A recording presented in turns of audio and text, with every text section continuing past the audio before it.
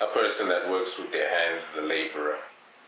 A person that works with their hands and their mind is a craftsman. A person that works with their hands, their mind, and their passion is an artist. And I can't help but notice with a lot of things from eras that passed, be it cars or furniture or old technology, they have a feeling of craftsman or artist in them that is very much missing in a lot of products.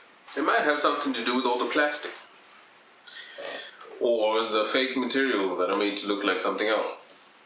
I can't imagine an artist or craftsman would really want to do that. I wouldn't, and I'm a designer, so I would know.